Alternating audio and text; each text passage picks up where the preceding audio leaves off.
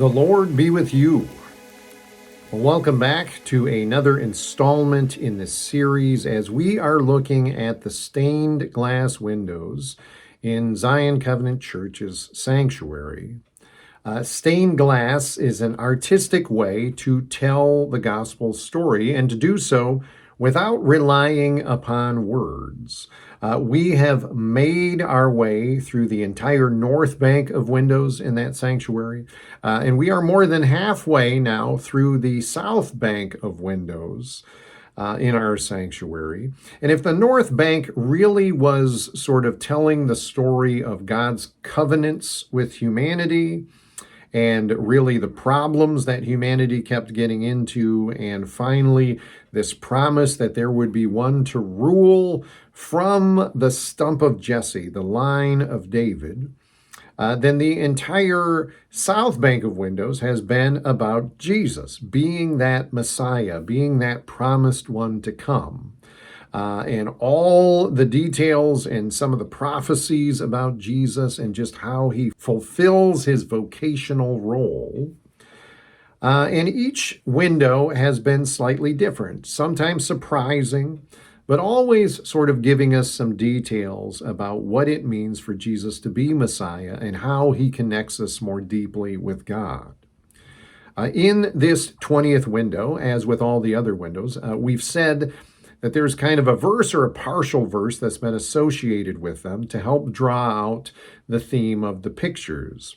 And for this 20th window, the passage comes from 1 Corinthians chapter 11, verse 24. Do this in remembrance of me. Now that phrase should draw our attention immediately. And even if you know anything about that entire chapter in 1 Corinthians 11, the majority of it has to do with the church's behavior around the Lord's table. So the verse is a callback to Jesus's words about communion. Do this in remembrance of me. And therefore, the window itself, the imagery, is all about the Last Supper. So the predominant image is at the very top. It is this cup, the cup of the Lord. As we know from the story of communion and the Last Supper, Jesus takes one of the cups from the Passover Seder, and he says, this now is the new covenant in my blood. So we have this cup, a rather simple looking cup. And yet, if you are paying very close attention, there's a subtle detail that's sort of on the cup, or maybe even within the cup, is this sign of the cross, reminding us about Jesus's blood, reminding us about the sacrifice that is still yet to come. Also, it's interesting imagery-wise, the simplicity of this cup. It reminds me, in a sense, of Indiana Jones in The Last Crusade. If you remember, there is this challenge to find the chalice of the Lord, this cup that Christ used at the Last Supper. And the challenge given to Indiana Jones was there's this table full of all sorts of different cups of different design, different styles, different worth and value. And you're supposed to pick which is the right one. That's how you pass the test. And Indiana Jones goes to the simplest cup because it's a carpenter's cup. It's the cup of the son of a carpenter. And I get a little bit of that vibe from this cup. It's not the fanciest. It's not the most ornate. It's kind of simple. But it's also surrounded by this color of blue that we haven't really seen before. We've seen a darker shade of blue, a more royal blue, but this is kind of a light blue, almost a sky blue. It's almost as if the cup is being singled out. And perhaps it's preparing us to pay attention to this cup because it might be in contrast with other cups to come. And so we're just going to have to hold that in mind. The cup is definitely the predominant image. Beneath the cup, There are these crossing things that look like little heads of grain, that they're little stalks of wheat. And this is an interesting visual callback. If you remember, we did see wheat lying at the feet of the animals in the peaceable kingdom window.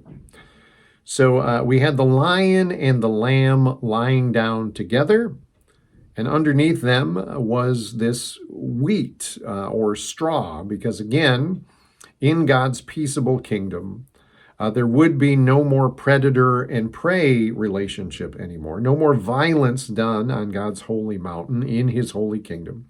But even the lion would eat straw or grain like the oxen. It is the same style, so it reminds us that this is associated with the peaceable kingdom. We also know that wheat is used to make bread, and bread was the other element in the Last Supper. Jesus took the cup and said, "It is the new covenant in my blood," but he also took the bread and he broke it and he shared it with his disciples, saying, "Take and eat. This is now my body, which is given for you." So the two elements, the bread and the cup, are represented here by an actual cup and the wheat, which eventually makes the bread.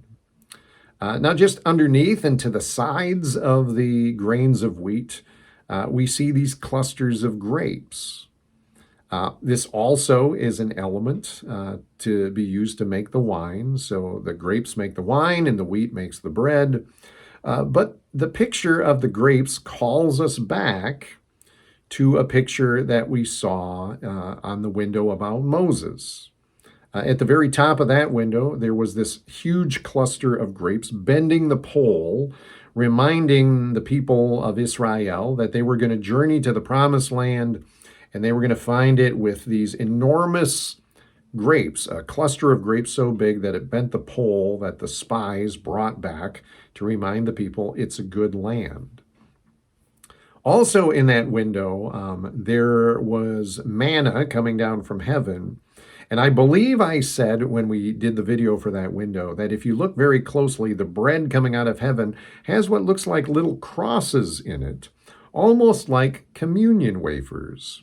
So we have this tie-in between the two windows. Moses' window is looking forward to the communion window, and the communion window is looking back to the window of Moses, reminding us that God sent bread from heaven in the form of manna. He also has done so in the form of Jesus. And just like God provided good food in the promised land, the cup of salvation is a foretaste of the promised land to come. So a lot of these interesting tie-ins, a very interesting visually recollective window. But there's also this, I'm not sure if I'm making too much out of this, but there's almost this table. It's like the clusters of grapes are sitting off to the sides of the table. It's like the grain is kind of sitting on the table. It's a very odd shape, but what my eye is drawn to is the X pattern at the bottom of the table. Now, we've seen this X pattern before. It was used at the manger, representing the manger, the legs of the manger with the Christ child inside, but also in the window about Abraham's story. There was this tent off on the left side that I said almost reminds us of a dwelling tent because, again, Abraham never had an actual home. He was a stranger in a strange land that would eventually be given to his descendants. But if you look inside the tent, there's something that kind of reminds us of the Ark of the Covenant, which will come in the days of Moses. What's interesting is what I think is representing the Ark of the Covenant there has an X shape on the holy box. And if you look very closely, the top of the covenant has what looks like a cup, like a chalice, like is used in the window for the Lord's Supper, the Last Supper.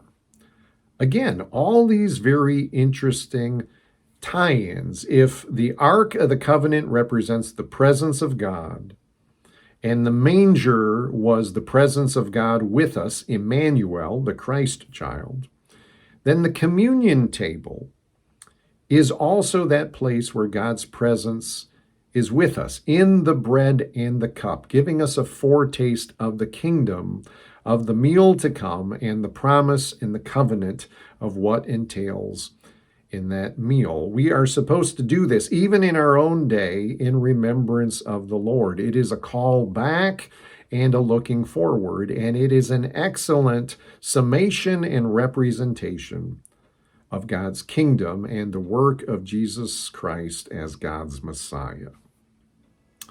So we know if we've gotten to the Lord's Supper that we must be getting near the end of the story of Jesus, and also near the end, maybe, of these stained glass windows. So what could be coming next? What is left to tell about the story of Jesus visually in these windows? And what about the cup? What about that interesting blue color sort of drawing our attention to that cup? What other cups should we be looking for?